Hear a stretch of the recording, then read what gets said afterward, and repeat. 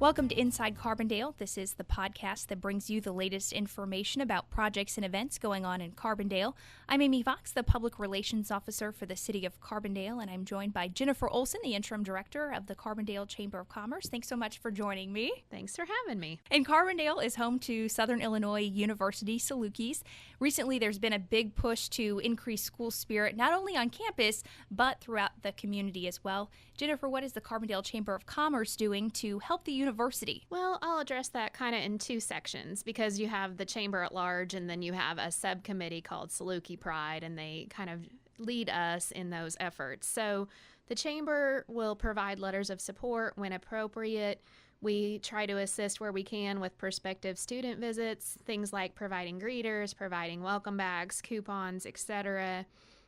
We participate on campus with the open houses and the weeks of welcome when the students arrive in the fall. We have some scholarships that are specific to local students who want to stay in the area and attend SIU. I think we're real proud of that.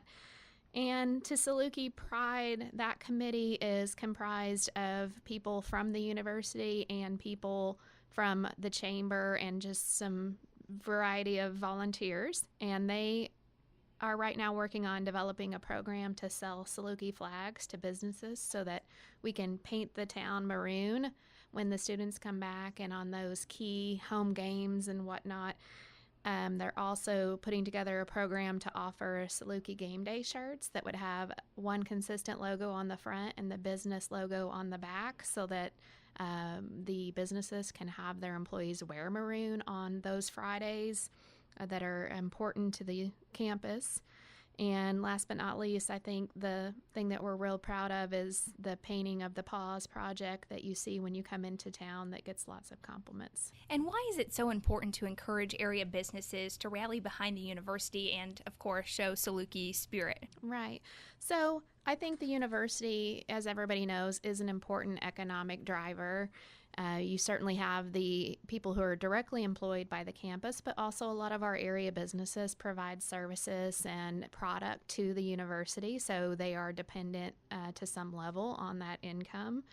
And I think for the residents of our region, it is a really important source of cultural activities, sports activities, access to lecturers, presenters, and other things well beyond the university's core mission of providing higher education. And the Chamber of Commerce puts on business after-hours events at various locations throughout the community on a regular basis. And where will your next event be held? Well, we actually have two upcoming business after hours that take place on campus. On Friday, May 18th, we'll be at the Saluki baseball fields for an after hours really that was led by that Saluki Pride committee. So it is our night at the ball game. It's a 6:30 game, but guests can come as early as 5. And then on Wednesday, June 6th, we're going to have an after-hours event hosted by the Student Services Building and the folks that work there. And how did you come up with these ideas? Well, we're always looking for new ways to show our Saluki Pride and break down any barriers between the town and the campus and get the community to see different activities on campus. I think a lot of times the exposure to campus that most of our people in the region have is really driven to basketball and football games, but there's so much more on campus. So getting them to cross the threshold and see something new is good. This idea I can't really take credit for. We have a representative from SIU Athletics on the Saluki Pride Committee, and she is the person that really suggested and helped us get that put together. And it's an excellent fit for our overall efforts, but we're also hoping it might draw some of our young professionals to participate in chamber-based activities. It's affordable, it's casual, and it doesn't require people to miss work. And those are the things that concern some of our younger professionals is cost barriers, time barriers, things like that. What can people expect on May 18th for the SIUC game against Bradley? It'll be very family-friendly, very casual opportunity to come out and network, to see the venue, to support the dogs. I'm hoping that when people wake up on Friday morning, they throw their casual clothes in the back seat, pack up a cooler of snacks and drinks and just come out with their Saluki maroon in full force. And how much are tickets for that event? The standard cost for tickets is $5. If you mention the chamber, you can get in for $2. So you get a little bit of a discount. It is free to watch from the hill, which is slightly outside of the stadium, but still an awesome vantage point. So what the admission fee does is it gives you access to concessions, restrooms, or if you want to use the seating they have versus maybe packing a lawn chair or sitting on a blanket. Gotcha. And are there certain things people can and can't bring into the stadium? Really, the issue is the hill. That's where the rules apply because it is a picnic type atmosphere, but we just want to remind people, no glass, please. You can bring a pet. They have to be on a leash less than 6 feet in length. Alcohol is permitted, but, get a designated driver, be responsible, and you can bring out your gas and charcoal grills to that area. But again, just, be conscientious of leaving the place as you found it. Right. And where's the best place to access the stadium, the hill? When you park at the stadium, it's pretty well marked to the entrance and to the hill. And I think in this case, because we're going to meet an hour and a half ahead, we'll probably have a force of people out there that will lead you to where you should be. And the event on June 6th at the SIU Student Services Building, what can people expect to see at that particular event? Well, if you haven't been there, it is a beautiful building, and it has improved the efficiency of a lot of the processes that students use in order to get signed up, pay their bills, have advisement, etc. So it's an open house format, 4:30 to 6:30. They'll have food, they'll have tours, they'll have things going on so that people can see what an improvement this building has added to the campus.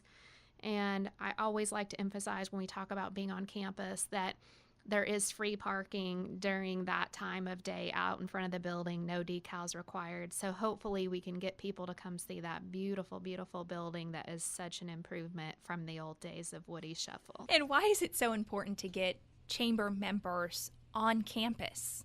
Well, we often ask the business people and the community members to help spread positive messages about SIU, our community, and the region at large.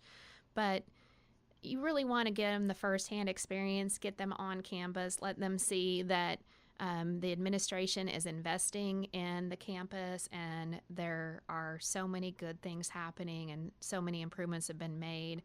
And so, if we are asking as the business people to pull those students and faculty off campus and patronize our business, this kind of creates a two-way street and makes us much more qualified to be those good ambassadors for our area. Exactly. And what do you hope the reaction is from both of these events? And I know you'll have more events planned at SIU in the coming months. I just hope that this is another step towards continuing to grow those joint ventures between the town and the campus.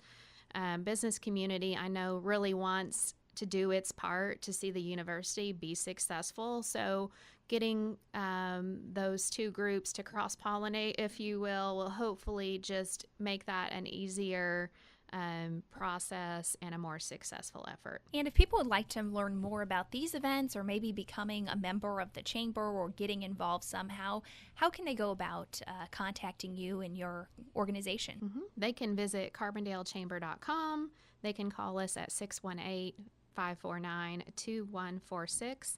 And if you don't know where we're located, we are in the very southern end of the old train depot at 131 South Illinois Avenue. Great. Lots of good information, Jennifer. Anything else you'd like to add? Maybe I forgot to mention? I would just say mark your calendars, and either of these events are limited to the chamber members. So if you're curious about chamber or you want to be a firsthand witness to the efforts that we try to participate in to help the campus, just come on out on either of those nights. We'd love to have you join us at the ball game or be present at the open house. Great. Thanks for joining me, Jennifer. And I hope all of you will join me next time for another episode of Inside Carbondale. Have a great day.